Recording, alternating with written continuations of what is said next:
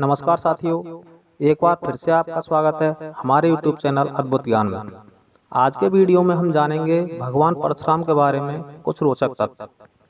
सबसे पहले हम जानते हैं उनका जन्म कैसे हुआ। उनके जन्म से संबंधित अलग अलग कथाएं प्रचलित हैं। प्राचीन काल में कन्नौज में एक गाधी नाम के राजा राज्य करते थे। उनकी सत्यवती नाम की एक अत्यंत रूपवान पुत्री थी। राजा ने सत्यवती का विवाह भृगुनंदन ऋचिक के साथ किया। सत्यवती के विवाह के पश्चात भृगु ऋषि ने आकर अपनी पुत्र वधू को आशीर्वाद दिया, तब उससे वर मांगने के लिए कहा। इस पर सत्यवती ने ससुर को प्रसन्न देखकर अपने और अपनी माता के लिए पुत्र की याचना की। सत्यवती की याचना पर भृगु ऋषि ने उसे 2 चरु पात्र देते हुए कहा कि जब तुम और तुम्हारी माता ऋतु स्नान कर चुकी हो, तब तुम्हारी माँ पुत्र की इच्छा लेकर पीपल का आलिंगन करें और तुम उसी कामना को लेकर गूलर का आलिंगन करना। फिर मेरे द्वारा दिए गए इन चरुओं का सावधानी पूर्वक अलग अलग सेवन कर लेना। इधर जब सत्यवती की माता ने देखा कि भृगु ने अपनी पुत्र वधू को उत्तम संतान होने का आशीर्वाद दिया है, तो उसके मन में पाप आ गया और उसने अपने चरु को अपनी पुत्री के चरु के साथ बदल दिया। इस प्रकार सत्यवती ने अपनी माता वाले चरु का सेवन कर लिया। योग शक्ति से भृगु ऋषि को इस बात का पता चल गया और वे अपनी पुत्र वधू के पास आकर बोले, हे पुत्री, तुम्हारी माता ने तुम्हारे साथ छल करके तुम्हारे चरु का सेवन कर लिया है, इसलिए अब तुम्हारी संतान ब्राह्मण होते हुए भी क्षत्रियों जैसा आचरण करेगी और तुम्हारी माता की संतान क्षत्रिय होकर भी ब्राह्मणों जैसा आचरण करेगी। इस पर सत्यवती ने भृगु ऋषि से प्रार्थना की कि ऐसा आशीर्वाद दें, मेरा पुत्र ब्राह्मण जैसा ही आचरण करे, भले ही मेरा पौत्र क्षत्रियों जैसा आचरण करे। भृगु ऋषि ने प्रसन्न होकर सत्यवती की प्रार्थना स्वीकार कर ली। समय आने पर सत्यवती के गर्भ से जमदाग्नि का जन्म हुआ। जमदाग्नि बड़े ही तेजस्वी थे। बड़ा होने पर जमदाग्नि का विवाह प्रसन्नजीत की कन्या रेणुका से हुआ। रेणुका के 5 पुत्र थे, जिनके नाम थे रुक्मवान, सुसेन, वसु, विश्ववानस और परशुराम। भगवान परशुराम का जन्म वैशाख शुक्ल तृतीया के दिन हुआ था। तो दोस्तों, यह थी भगवान परशुराम के जन्म की कहानी। अब हम जानेंगे कि उनका नाम परशुराम कैसे रखा गया। बचपन में परशुराम जी को उनके माता पिता राम कहकर पुकारते थे।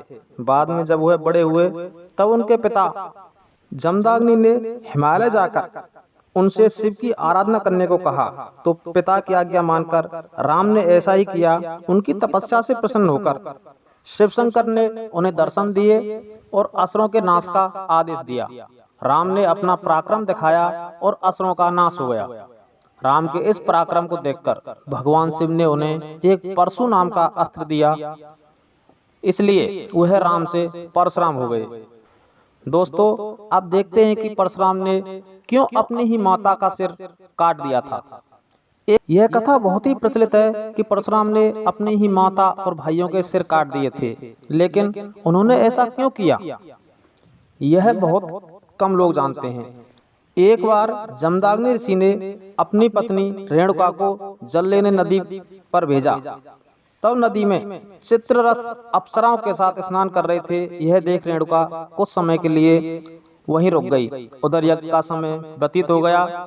जमदाग्नि ऋषि ने अपनी दिव्य दृष्टि से यह सब देख लिया और रेणुका को लौटने के बाद कहा कि तुमने घोर पाप किया है, और उन्होंने अपने चारों पुत्रों को अपनी मां का सिर काटने का आदेश दिया। परंतु माता प्रेम के कारण चारों भाइयों में से किसी ने उसको नहीं मारा। इतने में ही परशुराम जी वहां आए और उनको उनके पिता जमदाग्नि ने अपनी मां का और चारों भाइयों का सिर काटने का आदेश दिया। भगवान परशुराम ने अपने पिता के आदेशानुसार अपनी माता तथा अपने भाइयों के सिर काट दिए। परशुराम से प्रसन्न होकर उनके पिता ने परशुराम को वर मांगने के लिए कहा, तो परशुराम जी ने वर मांगा कि उनके भाई और माता फिर से जीवित हो जाएं और उन्हें इस घटना के बारे में कुछ भी याद ना रहे। दोस्तों, आप जानते हैं कि उन्होंने क्यों 21 बार क्षत्रियों का विनाश किया। वैसे तो भगवान परशुराम बहुत से युद्धों के लिए जाने जाते हैं। उनमें से ही एक प्रचलित युद्ध है कि उन्होंने धरती पर है वंशीय क्षत्रियों का 21 बार विनाश किया था और इस दुनिया को पाप से मुक्त किया था। कथा इस प्रकार है कि एक बार है वंशाधिपति कीर्तिवीर अर्जुन जमदग्नि ऋषि के आश्रम में आए। वहां आके उनके स्वागत से वे काफी प्रसन्न हुए और उन्होंने देखा कि जमदग्नि ऋषि के आश्रम में एक गाय है जिसका नाम कामधेनु है और उसकी खूबियों को जाना। उस गाय के कारण वो बहुत ही प्रसन्न हुए।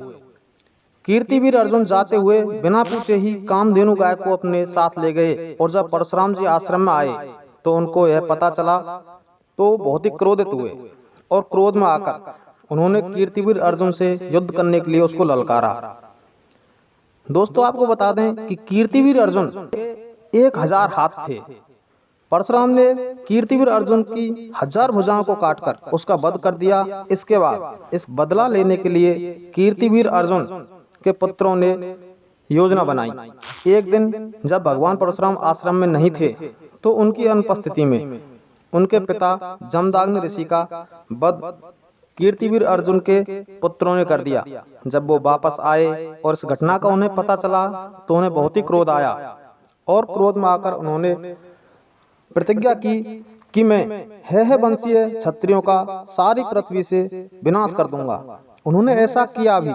उन्होंने कुल 21 बार है वंशीय क्षत्रियों का नाश किया, लेकिन हर बार वह युद्ध में केवल गर्भवती स्त्रियों को छोड़ देते थे। उन्होंने है वंशीय क्षत्रियों का विनाश करके रक्त से 5 सरोवर भर दिए थे। उसके बाद महर्षि ऋचिक ने प्रकट होकर उनको विनाश करने से रोका। तो दोस्तों यह कुछ बातें थी परशुराम जी के बारे में।